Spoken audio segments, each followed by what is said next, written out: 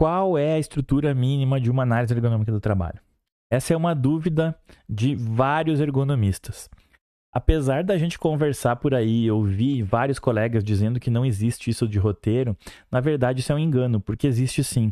O roteiro está lá dentro do manual de aplicação da NR17, que foi editado pelo Ministério do Trabalho em 2003. Apesar da mudança da legislação e ele não ter tido nenhuma atualização, ele continua sendo bem atual para a gente seguir um passo a passo para ter uma estrutura mínima na nossa análise ergonômica. Eu resolvi condensar aqui essa estrutura só para a gente ter uma ideia, sem se aprofundar muito, sobre o que precisa ter dentro da nossa análise ergonômica. O primeiro passo vai ser a análise da demanda e do contexto. Com a mudança da legislação, a primeira demanda que a gente vai ter, que vai se relacionar com ergonomia, vai ser a avaliação ergonômica preliminar. É nela que a gente vai identificar, então, quais que são os postos de trabalho que vão precisar de um estudo mais aprofundado e que vai ser, então, onde a gente vai realizar a análise ergonômica do trabalho. Além dessa demanda, a gente pode ter ainda demandas relacionadas às queixas dos trabalhadores lá no ambulatório, as queixas dos trabalhadores nos periódicos ou as queixas dos trabalhadores no mapeamento de sobrecarga biomecânica que a gente pode fazer em um grupo de trabalhadores. A gente também tem os números relacionados aos atestados com relação a problemas musculoesqueléticos lá no RH. A gente tem as demandas relacionadas à readaptação funcional, à contratação de PCDs, à contestação do nexo técnico epidemiológico previdenciário, a fiscalização tanto do Ministério do Trabalho quanto do Ministério Público do Trabalho, as perícias judiciais relacionadas à ergonomia e as avaliações relacionadas ao retorno ao trabalho. Claro que também podem ter outras demandas. Eu estou citando aqui as mais comuns. O segundo passo dentro desse roteiro é a análise global da empresa. Aqui vai entrar a posição que a empresa ocupa no mercado. Quais que são os seus produtos, a sua história, o grau de evolução que ela tem no mercado, a sua situação econômica atual, a sua expectativa de crescimento, a organização da produção, a organização do trabalho e o compliance. O terceiro passo está relacionado com a análise da população trabalhadora. E aqui vai entrar a faixa etária, o tempo de empresa, o tempo na função, a escolaridade, os dados do exame físico-funcional relacionados ao percentual de gordura, a massa muscular, a flexibilidade, a força, a altura, o peso, o sexo biológico e outros fatores. O próprio manual ele é claro. Ele diz assim, como é que a gente vai adaptar o trabalho ao homem se a gente não conhece o homem que está trabalhando lá? Faz sentido? O próximo passo é a definição da situação de trabalho a ser estudada. Nesse caso, então, a gente vai, com a nova legislação, a gente vai pegar os resultados da avaliação ergonômica preliminar. Então, dentro da avaliação ergonômica preliminar, a gente vai identificar quais que são as situações de trabalho que merecem ser estudadas mais profundamente através da análise ergonômica do trabalho. O próximo passo vai ser a descrição das tarefas prescritas e das tarefas reais. E essa parte ela é muitas vezes negligenciada pelos ergonomistas, que simplesmente vão lá e colam a prescrição da tarefa que é baseada no CBO que eles copiam lá do PPRA, do antigo PPRA. E não é isso que vai aqui. Aqui vão entrar os dados que são referentes ao homem, às máquinas, os dados referentes às ações que os trabalhadores fazem para executar a tarefa, os dados referentes ao ambiente de trabalho, à tarefa e às exigências sensoriais da tarefa.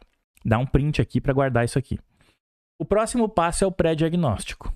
Então, com os resultados que a gente encontrar na análise da população dos trabalhadores, definindo as situações de trabalho que a gente vai estudar e tendo a descrição das tarefas reais em contraponto com as prescritas, a gente já consegue formular um pré-diagnóstico, que é o que pode estar acontecendo naquele posto de trabalho.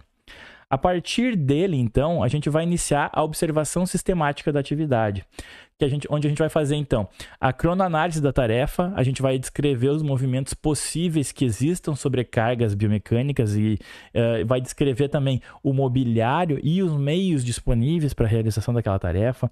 A gente vai descrever os métodos e as técnicas que a gente usou para fazer essa observação sistemática para que depois, no futuro, ela possa ser reproduzida numa eventual fiscalização.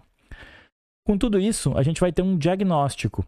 E esse diagnóstico vai ser em relação às situações analisadas, porque a gente já vai possuir um conhecimento da situação de trabalho e a gente vai conseguir fazer, então, um diagnóstico local relacionado às tarefas identificadas na avaliação da atividade específica e um diagnóstico global relacionado à atividade e ao funcionamento da empresa ou do grupo como um todo. Depois disso, vai vir a primeira etapa Acho que fica melhor dizer a primeira, porque eu acho que é uma das a etapa mais fundamental dentro da análise ergonômica, que é a validação do nosso diagnóstico. Nessa avaliação, a gente tem que apresentar esses resultados para todos os atores envolvidos, ou seja, para todos os trabalhadores envolvidos na análise, porque é só eles que vão poder confirmar ou rejeitar esse diagnóstico, ou ainda vão poder sugerir mais detalhes que podem ter escapado da percepção de quem estava avaliando. Então, a validação, ela vai ser a única garantia de lisura no procedimento, é a única garantia de pertinência de resultado. Por quê? Só os trabalhadores é que vão poder ter a experiência e o conhecimento da realidade e que também vão ser os maiores interessados nas modificações que vão vir sugeridas na nossa análise. Até hoje, eu nunca vi uma análise ergonômica com essa validação. Geralmente, o pessoal pula essa etapa do processo e essa negligência ela pode invalidar todo o trabalho, todo o nosso estudo. Então, fica aqui uma dica. Preste muita atenção, porque a validação é a parte mais importante da análise ergonômica depois que a gente concluiu os estudos.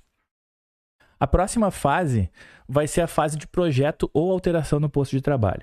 Então, depois que a gente faz a validação junto com os funcionários, a gente vai fazer os projetos ou as alterações nos postos de trabalho conforme foi solicitado por eles e também pelos analistas. E essas alterações elas vão constar na segunda parte mais importante da análise ergonômica do trabalho, que é o plano de ação. O plano de ação ele pode conter os tempos que vão ser necessários para essas modificações, a lista de ações e das atividades que têm que ser executadas, a data de início e a data de fim previsto para cada ação ou para cada atividade que a gente colocar lá no plano de ação, o responsável pela execução de cada ação, que normalmente é um indicado pela empresa, e também a gente pode ter a evolução dessas modificações ao longo do prazo. O plano de ação ele vai servir para a gente acompanhar se os prazos estão compatíveis com as transformações propostas e se existiu a implementação dessas modificações. Além disso, a gente consegue também mostrar se teve um período de teste para essa modificação e se essa modificação foi aprovada ou foi rejeitada pelos trabalhadores. O plano de ação serve para a gente ver se o objetivo da análise ergonômica foi alcançado. Então, espero que essas informações tenham sido úteis para vocês. Se você tiver alguma dúvida, você pode postar aqui nos comentários ou me manda um direct. A gente troca figurinhas sobre isso. Bons estudos!